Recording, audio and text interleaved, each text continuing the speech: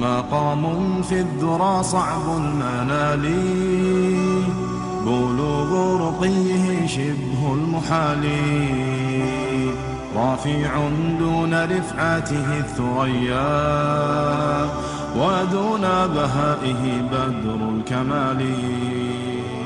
مقام في الذرى صعب المنال، بلوغ رقيه شبه المحال، رفيع دون رفعته الثريا، ودون بهائه بدر الكمال.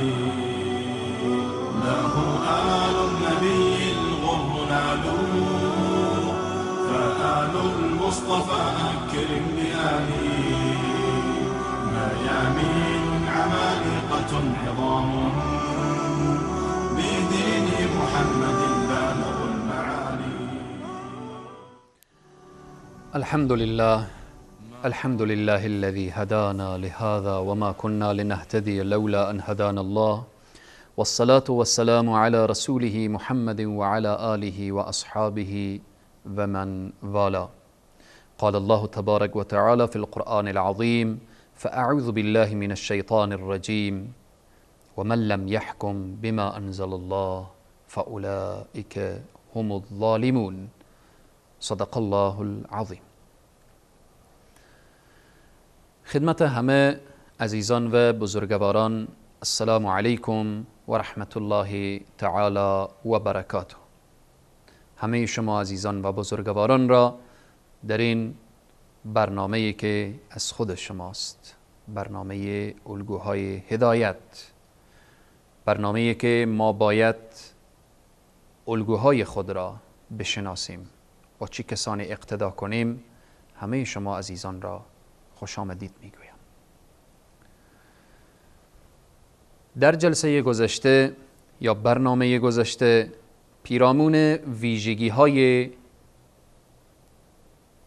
قضات دوران سیدنا عمر مختصراً 5 ویژگی را اشاره کردیم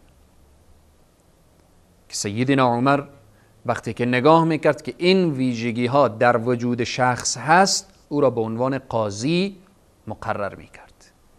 گفتیم که داشتن علم به احکام شرعی، داشتن زهد و تقوا و خدا ترسی و چشم طمع به مال مردم نداشتن و همچنین فراست و زیرکی و اینکه نه سخت گیر باشد و نه نرم خوی، بلکه یک انسان معتدل باشد. حالا ادامه ویژگی های یک قاضی خدایی، قاضی که در حقیقت رحمت پروردگار بر او نازل می شود و دعای ملائکه همه روزه دعای رحمت بر سر او نورباران می گردد و هر لحظه ملائکه رحمت بر او درود و سلام می فرستند، چون بر پشت میزی که نشسته هست همیشه در فکر این هست که قضاوت عادلانه داشته باشد، قضاوت خدایی داشته باشد. در ادامه ویژگی ها قرار داشتیم. ویژگی ششم داشتن نیروی جسمی است. سیدنا عمر رضی الله تعالی عنه یکی از ویژگی های دیگری که قاضی باید داشته باشه این که چنان نیروی جسمی و قوت جسمی داشته باشه که اگر مجرمی و فاسقی زمانی که قاضی را میبیند اندام به اندام فاسق بلرزد، از هیبت حتی هیکل ظاهری قاضی. هفتم دارای مال، دارای حسب و دارای نسب عالی باشد. وقتی میگیم دارای مال باشه، حتی اگر مال و سرمایه هم نداره باید استغنای قلبی داشته باشه. چگونه استغنای قلبی؟ سیدنا عمر رضی الله تعالی عنه وقتی که به عنوان یک قاضی ما بحث میکنیم، خود سیدنا عمر قاضی بود. وقتی که ما قاضی میگیم، خود پیامبر اکرم صلی الله علیه و سلم. وقتی که ما بحث از قضاوت داریم، معاذ ابن جبل وقتی که طرف یمن میفرستن به عنوان قاضی. از پیامبر اکرم صلی الله علیه و سلم گرفته تا خیلی از اصحاب پیامبر اکرم صلی الله علیه و سلم، اگر فقر دامنگیری اونها میشد، در فقر صبر میکردن، صبر و استقامت داشتن، استغنای قلبی داشتن. استغنای قلبی یعنی چی؟ یعنی اگر فقیر شدی، پریشان شدی، قلباً فقیر نباش، چون انسان مسلمان فقیر نیست. وقتی خدای با او عظمت و بزرگی را داری، وقتی که امت چنین پیامبری شدی، وقتی که الله سبحانه و تعالی نعمت توحید را نصیب تو کرد، نعمت یکتاپرستی را نصیب تو کرد، تو فقیر نیستی، خیلی سرمایه های معنوی داری. پس در این راستا یک قاضی اگر طبعاً در بین جامعه اگر فقیر واقع می شود، باید استغنای قلبی داشته باشد، چنان خدا ترسی در وجودش باشه که ذره دست به رشوت و دست به حرامخواری و دست به بیعدالتی و به ظلم و به ستم، دست به یک مسئله را از حق به ناحق آوردن، ابداً یک قاضی مسلمان چنین نمی کند. یک قاضی متقی و پرهیزگار چنین نمی کند. همیشه در قضاوت رضایت الله را مد نظر می گیرد و همچنین حکمش موافق و مطابق به قرآن و سنت رسول الله و اجماع صحابه و بزرگان دین هست. پس گفتیم که دارایی مال یعنی مال و سرمایه داشته باشد خود قاضی، و همچنین حسب و نسب عالی که دیگران برایش تن وارد نکنند. اگر مال و سرمایه نداشت، استغنای قلبی. هشتم، اخلاص در عمل. با این راهی که روان هست، قاضی باید اخلاص داشته باشه در کار خود، در برنامه خود، یک بنده مخلص الله سبحانه و تعالی باشه و بفهمه و بدانه که من در اینجی وقتی که قضاوت میکنم، قضاوت من باید للهی باشه و من اجر و پاداش خود را هم از الله سبحانه و تعالی خواهانم.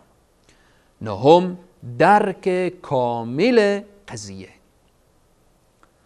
برای یک قاضی یا یکی از ویژگی های یک قاضی اینه که وقتی مسئله بر او مراجعه میشه، قضیه را کامل درک کنه، نه این که برایش هنوز شبهه باشه این قضاوت خور شروع کنه، و یا این که قضیه را درست و صحیح نفهمید قضاوت کنه. یکی از ویژگی های یک قاضی مسلمان که سیدنا عمر او را انتخاب میکرد این بود که برایش توصیه میکرد و میگفت که درک کامل از قضیه داشته باش. دهم، مشوره گرفتن در قضایای پیچیده.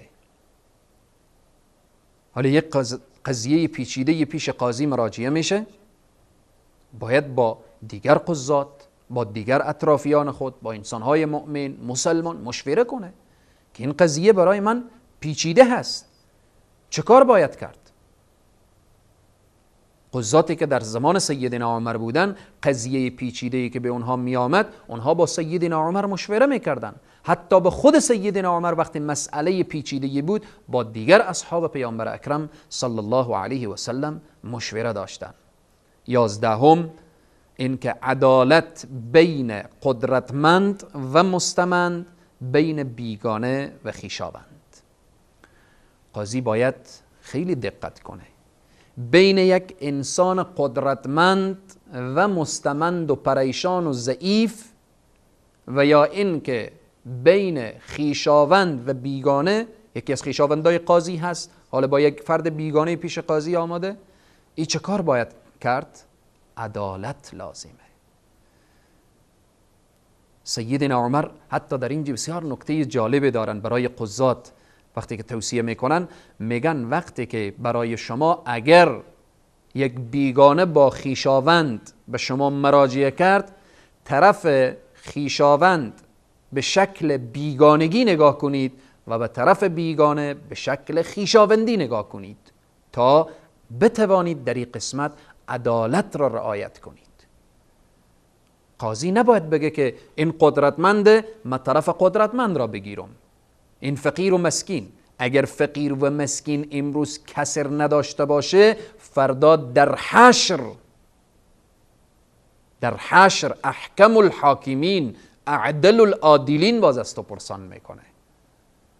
اگر امروز قاضی بدبخت بیاید طرف یک قدرتمند را بگیره و حکم کنه، طرف خیشاوند را بگیره، طرف سرمایه دار را بگیره، حق مظلوم و بیچاره و مستضعف را پایمال کنه، در حشر حامی و پشتیبان مظلومین و مستضعفین پروردگار عالم هست، احکم الحاکمین هست، اعدل العادلین هست. پس قاضی باید این ویژگی رو داشته باشه که عدالت بین قدرتمند و مستمند، بین بیگانه و خیشاوند. 11 جرأت بخشیدن به ضعفا، به انسانهای ضعیف. حالا یک قدرتمند با یک ضعیف، مثلا یک فرد عادی با والی شهر درگیر شده، والی آمده حق این مسکین بیچاره رو گرفته، دعوای والی و این مسکین به پیش قاضی مراجعه میشه.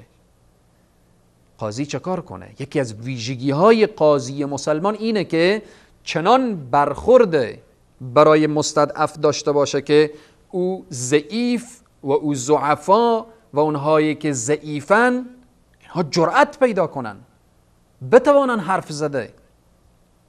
چون در مقابل او ضعیف یک حاکم قلدر قرار گرفته، یک زورمند قرار گرفته، یک مافی قرار گرفته، یک کسیه که بالاخره امروز دستش زود به خون مسلمان ها تر میشه، آلوده میشه. یک قاضی مسلمان باید چنان برخوردی داشته باشه که او مستضعف، او ضعیف باید جرأت پیدا کنه که بتوانه درست و صحیح حرف زده. او ضعیف بفهمه که این محکمه‌ای که قانون، در اینجا قانون الهی است، در اینجا قانون خدایی است، اینجا حق به حقش سپرده میشه، حق به حقدار میرسه. این ویژگی 11. ویژگی 12 داشتن سعی صدر. چگونه سعی صدر داشته باشه یک قاضی؟ این قاضی های سیدنا عمر باید دارای چنین ویژگی هایی می بودن که سیدنا عمر اونها را استخدام میکرد، به خدمت دین خدا قرار میداد. داشتن سعی صدر یعنی زود عصبانی نشه، زود عجله نکنه، با عجله حکم نکنه که من کار دارم، من مصروفم، من جایی میروم و بالاخره قضاوت عجولانه داشته باشه، عصبانی نشه. 13 داوری بر اساس ظاهر امر. چگونه؟ یکی دیگر از ویژگی های قاضی اینه که داوری بر اساس ظاهر امر باشه. یعنی در پیش قاضی گفته نشه که نیت شخص چنین بوده، یا فلانی به حضور قاضی بگه نیت من چنین بود. نیت ها با الله سبحانه و تعالی ارتباط داره، مسائل قلبی با الله سبحانه و تعالی ارتباط داره، ولی قاضی که قضاوت میکنه باید که آنچه که و آن اموری که ظاهرا دیده میشه و شواهدی که میآیان شهادت میدن، قاضی باید بر همان اساس باید که حکم کنه. 14 سعی بر ایجاد صلح و آشتی. قاضی باید همیشه در تلاش باشه که از یک راه بین اشخاصی که دعوا صورت گرفته صلح بیایه، آشتی بیایه، مهر بیایه، محبت بیایه. این از ویژگی یک قاضی باید باشه. 15 اجتهاد در جایی که نص وجود داره جایز نیست. برای یک قاضی مسلمان وقتی که میبینه که الله سبحانه و تعالی چنین حکم کرده، پیامبر اکرم صلی الله علیه و سلم چنین حکم کردن، الله سبحانه و تعالی حکمش چنینه، رسول الله صلی الله علیه و سلم چنین، بالاخره حکم خدا و پیامبر چنین هست، اینجا قاضی دیگه حق نداره بگه که به ماده چند فلان قانون چنین آمده. در مقابل نص وقتی خداوند گفت چنینه، وقتی خداوند گفت السارق والسارقة فاقطعوا ایدیهما، وقتی الله سبحانه و تعالی گفت که الزانیة والزانی فاجلدوا كل واحد منهما، اینا حکم پروردگار عالم هست. اینجا دیگه قاضی حق نداره بگه که به ماده چند فلان قانون چنین ذکر شده که چنان شده و چنان. چون و چرا قاضی نباید در مقابل نص، در مقابل قول خدا و در مقابل قول پیامبر اکرم صلی الله علیه و سلم. این به طور خلاصه و فشرده 15 ویژگی قضات که سیدنا عمر وقتی که شخص با این ویژگی ها بود او را به سمت قضاوت قرار میدادند. پس کسی که دارای چنین ویژگی های بود او مسند قضاوت بر او مبارک باشه، رحمت پروردگار عالم بر اوست. اگر قاضی دارای چنین ویژگی هایی که بیان شد نبود، خودش باید بدانه که لعن و نفرین پروردگار عالم، ملائکه، انس و جن همه بر او فرستاده میشه. و همچنین پیرامون والیای دوران سیدنا عمر رضی الله تعالی عنه یا استانهای دولت اسلامی یا شهرهای دولت اسلامی و ویژگی‌های والیان دوران سیدنا عمر که چگونه بود، ویژگی‌های والیان را بعد از یک میان برنامه انشاءالله بیان خواهیم کرد.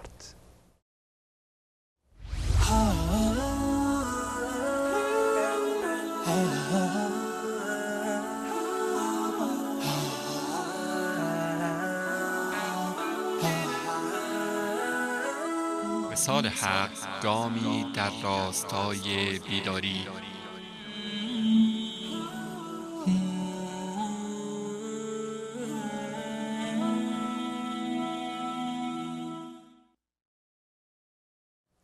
مجددا السلام علیکم و رحمت الله تعالی و برکاته. قبل از میان برنامه پیرامون ویژگی های قاضیان دوران سیدنا عمر اشاره نمودیم که 15 و یا 16 ویژگی را اشاره شد. حالا پیرامون استانها و یا شهرهای که در دوران سیدنا عمر رضی الله تعالی عنه بود و سیدنا عمر در این شهرها والیان را میفرستادند و برای والیا هم شرط و شرایط و ویژگی های باید تعیین می شد.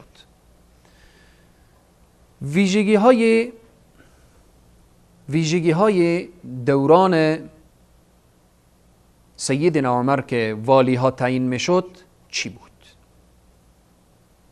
ارتباط به قاضی ها اشاره کردیم که در هر شهری که والی بود قاضی هم بود، اما بعدها که دولت اسلامی و خلافت اسلامی وسعت پیدا کرد و عرب و عجم یک جاه شدن، کنار همدیگر قرار گرفتن و مسائل و مشاکل در بین شهرها بود، والی ها باید بیشتر به امور ولایتی خود می رسیدن، به امور اجتماعی می رسیدن. به این واسطه سیدنا عمر قاضیان را از والی ها جدا کرد.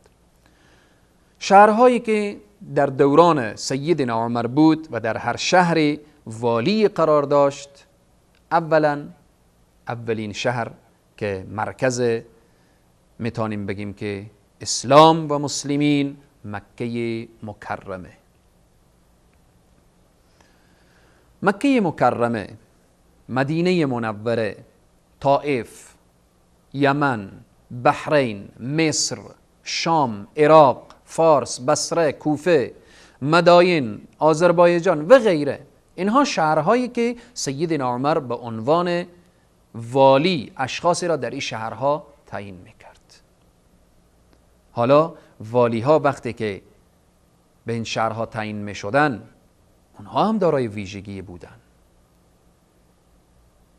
متاسفانه که امروز این مسائل مد نظر گرفته نمیشه، لیاقت ها و شایستگی ها مد نظر گرفته نمیشه، وضعیت امت اسلامی به این حالت رسیده. امروز فقط در عرصه قضا فقط چیزی که لازمه همان ورق و همان شهادت و همان بالاخره سند و اسناد و امینها شده. دیگه هیچ خبری از زهد و تقوا و پریزگاری الا ماشاءالله، الا مگر که بالاخره الله سبحانه و تعالی برای از زهد و تقوا و خدا ترسی نصیب کرده باشه. و همچنین والی هایی که امروز در شهرها استخدام میشه، آیا توصیه هایی که سیدنا عمر، ویژگی هایی که سیدنا عمر به او والی ها میداد و مد نظر میگرفت، آیا امروز چند فیصد والی های شهرها و کشورهای اسلامی یا به تعبیر امروزی زعمای کشورهای اسلامی دارن؟ مهمترین اصول سیدنا عمر رضی الله تعالی عنه در انتخاب فرمانده و مسئول و یا والی و یا بالاخره استاندار در شهرها این بود که اول توانایی و امانت داری. خیلی مهمه. اولین شرطی که سیدنا عمر به عنوان والی کسی رو میفرستاد، شرط اول این بود که توانایی و امانت داری. عکس قضاوت اول داشتن علم به احکام شرعی. اما در عرصه والی بودن سیدنا عمر بعد از این که قضات را جدا کرد، برای والی چنین ویژگی گذاشت که توانایی و امانت داری. انسانی باشه که توانایی داشته باشه، انسان امانت نگهداری باشه. دوم داشتن علم و دانش. اگر کسی توانا و امانتدار بود و علم و دانش نداشت، به عنوان والی نمیفرستاد. این شرایط باید همه در وجودش باشه، داشتن علم و دانش. سوم کاردانی و تجربه. انسانی باشه که اهل خرد باشه، تجربه داشته باشه، حتی بالاخره محیط شناس باشه. سیدنا عمر رضی الله تعالی عنه وقتی شخص دارای این ویژگی ها بود، او را به سمت والی یک شهر قرار میداد. چهارم تفاوت شهرنشینان و بادیه نشینان خیلی مهمه. سیدنا عمر رضی الله تعالی عنه چنین نبود که یک بادیه نشین را، یک صحرایی را، یک کسی که در مناطق دور افتاده از شهر زندگی کرده باشه، او را بیاره به صفت والی و شهر را ببره به صفت والی در اطراف. چرا چنین نمیکرد؟ بادیه نشین را در بادیه نشین والی میکرد، شهرنشین را در شهر وظیفه میداد، تا اینکه والی از عرف و عادت منطقه خبر داشته باشه، بفهمه که این مردم چگونه برخورد دارن، چگونه تکلم میکنن، چگونه عنعنات دارن و چگونه و بالاخره با اینها باید زندگی کرد. این یکی از ویژگی های والیان دوران سیدنا عمر که تفاوت شهرنشینان و بادیه نشینان. اینها باید که شهرنشین در شهر وظیفه بگیره، بادیه نشین در بادیه، صحرانشین در صحرا، تا اینکه بتانه وظیفه و مسئولیت خود درست و صحیح پیش ببره. پنجم داشتن حس رأفت و شفقت. کسی که به صفت والی انتخاب میشد باید انسان مهربانی باشه، با زیر دستان خود رحم داشته باشه، شفقت داشته باشه و مهربان باشه. ششم به خویشاوندان خود وظیفه نمیداد. سبحان الله.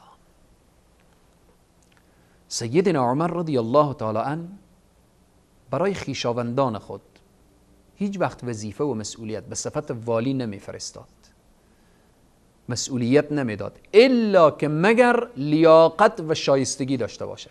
وقتی لیاقت و شایستگی داشت، سیدنا عمر لیاقت و شایستگی مد نظر می گرفت، نه اینکه قوم و خویشاوند. در دوران سیدنا عمر فقط ضوابط قانون بود، نه روابط. کسی با کسی رابطه نداشت که فلانی به چکاکای فلانی هست باید در فلان سمت قرار بگیره، فلانی وزیر شد باید اطرافیان اقوام و خویشاوندان باشن. سیدنا عمر به اقوام و خویشاوندان خود وظیفه نمیداد و اگر یکی از اقوام و خویشاوندانش در دولت و حکومت و نظامش کار میکردن، نظر به لیاقت و شایستگی بود، نه نظر به قومیت و اینها. هفتم، کسی که طلب مسئولیت میکرد سیدنا عمر به وظیفه نمیداد. الله اکبر. کسی که می آمد میگفت که یا امیرالمؤمنین من دوست دارم والی فلان منطقه بشم، ولسوال فلان منطقه بشم، مسئولیت فلان منطقه را به دوش من و بالاخره سرپرستی فلان منطقه به دست من، سیدنا عمر او جا در جا رخصت میکرد. تو که در طلب آمدی، تو حتما مقصد و یک مدعا داری، یک هدف داری، بگذار که دیگران بیاین از تو طلب بکنن و تو را به عنوان مسئول خود قرار بدن.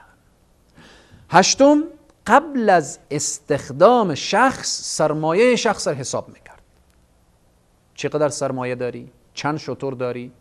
چقدر پول داری؟ چقدر پول در بانک ها داری؟ شرایط امروزی یک شخص میبینیم هیچ سرمایه نداره، امروزه رفت والی شد، 2 سال بعد میلیون ها سرمایه در بانک ها داره. یک شخص وزیر شد، میبینیم سرمایه عجیب و غریب داره. سیدنا عمر قبل از این که شخص استخدام کنه و به عنوان والی تعیین کنه و به عنوان یک مسئول در جای تعیین کنه، سرمایه اش را حساب میکرد، در دفتر مینوشت و بالاخره تا روزی که از ولایت پس بشه، از والی بودن پس بشه، باز سنجیده میشد که چقدر سرمایه داره. امروزه همین کار میشه. البته در ابتدا یک سنجیده میشه که چقدر سرمایه داره، در انتها دیگه بحثی نیست که این شخص چه کار کرده و به کجا رسیده و سرمایه از کجا آورده. نهم، توصیه سیدنا عمر رضی الله تعالی عنه برای والیان. وقتی میگیم والیایی که دارای این ویژگی ها باشن، توانایی و امانتداری، داشتن علم و دانش، بالاخره کار و تجربه، هر کس در محیط، شهرنشین در شهر و بالاخره بادیه نشین در صحرا و اینها، و همچنین حس رأفت و شفقت و اینها، سیدنا عمر برای والی ها توصیه می کند. وقتی که شخص میره به صفت والی، توصیه سیدنا عمر چیست؟ زعمای کشورهای اسلامی یاد بگیرن از سیدنا عمر. تو کسی که میگی من مسلمانم، امروز رئیس جمهور شدی، امروز پادشاه شدی، امروز بالاخره حالا با قدرت رسیدی، لحظه زندگی سیدنا عمر را مطالعه کن. تو هم رئیس جمهور، تو هم پادشاه، تو هم مسلمانی، همین توصیه ها را برای خود و برای والیان خود داشته باش. سیدنا عمر برای والیان خود چی توصیه می کند؟ برای کارمندان خود، خصوصا به اونهایی که به مقام های والا و بالا و بالاخره درجه اول قرار دارن، سیدنا عمر اولین توصیه برای والیان زهد و تقوا و خدا ترسی و بی‌رغبتی از دنیا، اونها را توصیه میکنه. زاهد باشید، پرهیزگار باشید، متقی باشید، این دنیا جایی نیست، رغبت به دنیا نداشته باشید، بی‌رغبت باشید. توصیه سیدنا عمر به ورای والی که او را به طرف بصره و کوفه و به طرف شام و مصر و فارس و اینها میفرستاد. دیگر این که سیدنا عمر برای والیان میگفت متواضع باشید، تواضع و فروتنی داشته باشید. دیگر این که احترام به یک دیگر داشته باشید. یعنی شما وقتی که والی شام هستید، والی مصر هستید، والی یمن هستید، والی مکه هستید، والی بصره هستید، کوفه هستید، شما با همدیگر احترام داشته باشید، احترام به همدیگر. همه شما در زیر یک چتر که او هم اسلام و قرآن هست زندگی میکنید. این توصیه سیدنا عمر. دیگر این که توصیه میکرد توجه به مسائل دینی داشته باشید. والی یک زعیم، یک مسئول وقتی او توجه به مسائل دینی داشته باشه، طبعا مردم از هر طرف جمع میشن و با ذوق و با شوق و اینها مسائل دین و احکام دینی رو پیش میبرن. دیگر اینکه سیدنا عمر توصیه میکرد تبلیغ و گسترش دین اسلام را داشته باشید. هم والی باش، هم مبلغ دین باش. والی که از دین بگه، والی که از اسلام بگه، وزیر که از اسلام بگه، رئیس جمهور که از قرآن بگه، رعیت طبعا همه سمعنا و اطعنا میگن، همه به جان و دل میپذیرن و همه در بین همدیگر دعوت و تبلیغ دین را شروع میکنن. دیگر این که سیدنا عمر رضی الله تعالی عنه برای والیان تأکید و توصیه میکرد اقامه نماز. نماز را بخوانید، نماز را از دست ندهید. هر جا که میرسید نماز را جماعت کنید. در هر جا که با رعیت خود گفتگو میکنید وقت نماز هست. چقدر لذت داره که وقتی که والی، وزیر، رئیس جمهور، یک مسئول در یک جمع باشه، صدای الله اکبر بلند بشه، وزیر و والی و بالاخره مسئول بگن بریم طرف نماز، طرف مسجد، طرف عبادت. چه لذتی داره. و این شخص هم به نزد خدا محبوب میشه، هم به نزد بندگان خدا. توصیه های دیگری که سیدنا عمر برای والیان داشت این بود که تأسیس مساجد. در هر شهری که قرار دارید مساجد را آباد کنید، مسجد بسازید، چون مسجد و جایگاه مسجد خلاصی و اینه که مکان ارتباط دهنده بندگان خدا با الله سبحانه و تعالی ای آباد باشه. توصیه دیگر این که رسیدگی به امور حج، در هر شهری که قرار دارید زمینه حج فراهم کنید که بندگان خدا به طرف خانه خدا با ذوق و شوق و با اطمینان کامل به سرزمین حرمین بیایند. توصیه دیگر اجرای مجازات شرعی، قانون خدا را اجرا کنید. سیدنا عمر به والی ها می گفت. دیگر این که تأمین امنیت در جامعه، توصیه سیدنا عمر بود. در جامعه که شما قرار دارید امنیت را به وجود بیاورید، دست دزد را قطع کنید، دست ظالم را از سر مظلومین قطع کنید. اونهایی که نظم و نظام و امنیت جامعه را به هم میزنن اونها را مجازات کنید. توصیه سیدنا عمر برای والیان. دیگر این که جهاد در راه الله سبحانه و تعالی داشته باشید. خلاصه این که سیدنا عمر به والیان میگفت خود را خادم مردم بدانید. نگویید من والی هستم، من وزیر هستم، من حاکم هستم، من فلان هستم و فلان هستم. شما که در مسئولیت قرار میگیرید شما خادم هستید، خدمتگار مردم باشید. و اینکه فرق نگذارید بین عرب و عجم. و توصیه اخیر اینکه تلاش کنید به عمران و آبادانی، یعنی در شهرها کوشش کنید که هم امنیت بیایه و هم شهرها را آباد کنید. خواهر مسلمان، برادر مسلمان،